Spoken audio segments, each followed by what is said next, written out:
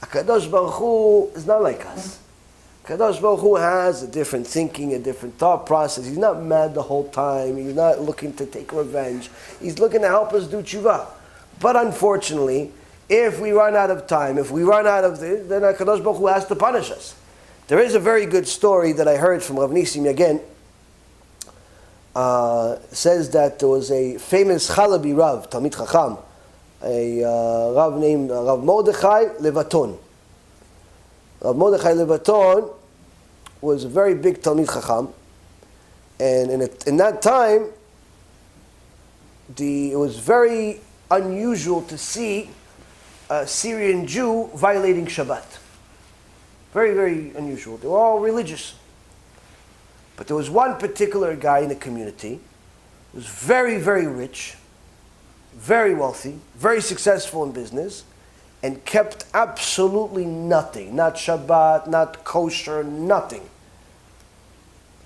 So one time, Rav Levaton came to him and said, "Yeah, Binchi, my son, don't you understand that HaKadosh Baruch Hu wants you to do this? You have to keep Shabbat, you have to keep kosher, you have to keep this, you have to keep that."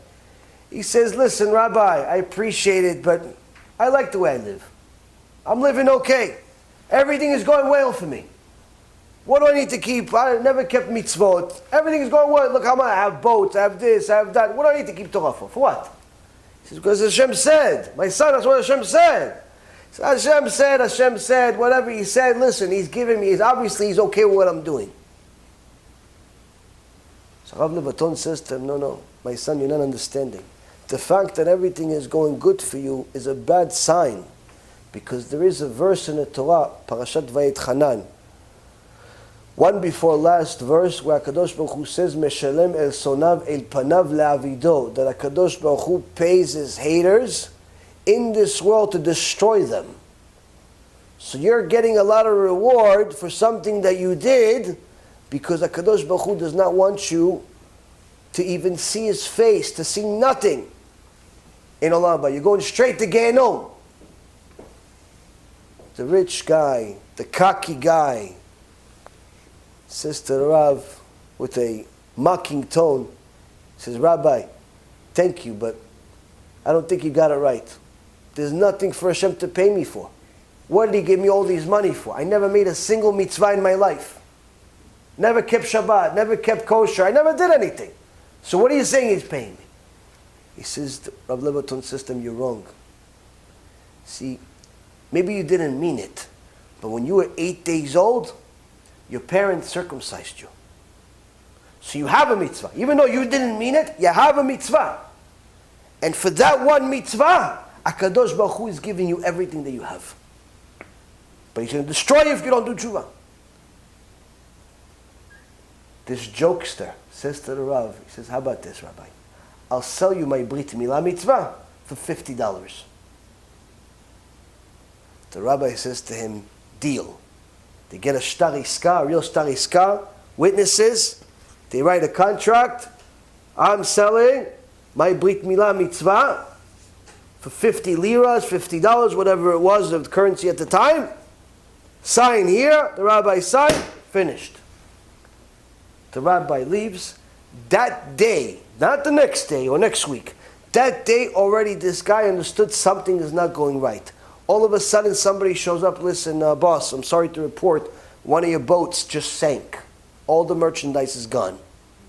Moments later, "Boss, listen, the other boat is gone in sea. Gone.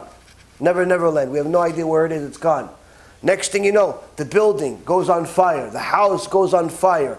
Literally, one after another, over a relatively short period of time, he starts losing every single penny that he has, to the point where the only thing that he can do is mop at a local office for somebody else just to make money to eat.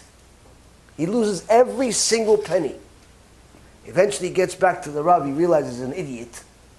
And he says, "For the Rav, have some mercy. For the honor of Hashem, have some mercy. Give me back my Brit Milah mitzvah." Rav Levaton says to him, "The only way I'm going to give it back to you is if you keep the entire Torah. If not, go find yourself some other way." And the guy says, "No problem. I'll keep the entire Torah." He did tshuva. Here's your Brit Milah mitzvah. Here's your Brit Milah back. A person makes fun of the Torah, mocks the Torah, thinks that Hashem is not watching. HaKadosh Baruch Hu is watching. It looks like you're winning right now. Why? You got a brand new Beamer, you got a brand new Benz, you got a new Bentley, you got a few houses, you got a company that's on the internet, you got a company that's in a building. It looks like you're winning. You're 30, 40, 50 years old. Everything looks good. You got bling on both arms. Your wife looks like she just came out of some magazine. Everyone admires you. Everyone likes you. It looks like you're winning, even though you're going against Hashem. Hashem sits quiet. He sits quiet. He sits quiet. He waits. He sends you a messenger here and there. Somebody maybe come put tefillin on you. You say no. Somebody says, give me tzedakah. You say no. Somebody says, come, here's Shiur by Rabbi Reuven. You say no. A CD shows up anyway. You say no. There's that. No. Time and time again. He gives you chances. You keep saying no. One day you're thinking, great. Got to my 50th birthday, 55 years old. I'm going to retire early. I got 100, 200 million in the bank. I'm living large. All of a sudden, you get a phone call. What happened? One of your kids just overdosed.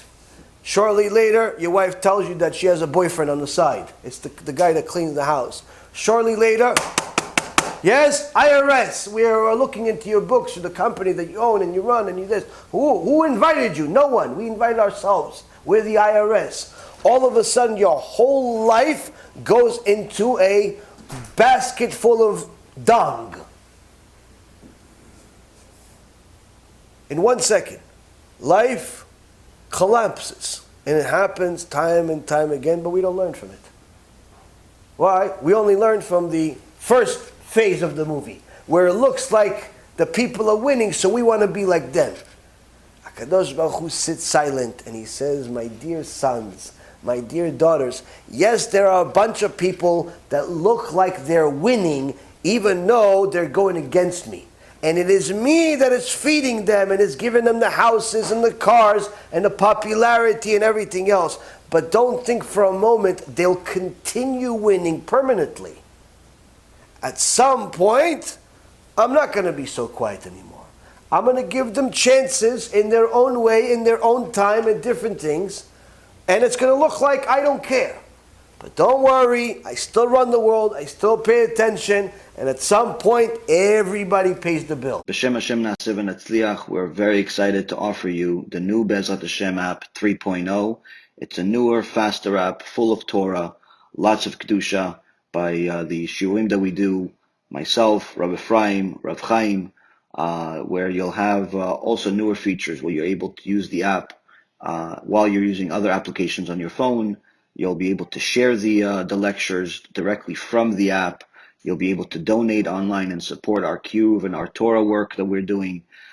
And the most exciting feature is that you'll be able to actually ask questions directly on the app and get answers from the rabbis directly from the app. This is something unprecedented, and Baruch Hashem will be able to offer it. Thank you again for all of your support. Check it out. Make sure you have the kosher Torah that will re-energize your neshama each and every single day. Call to B'chava Tzlacha.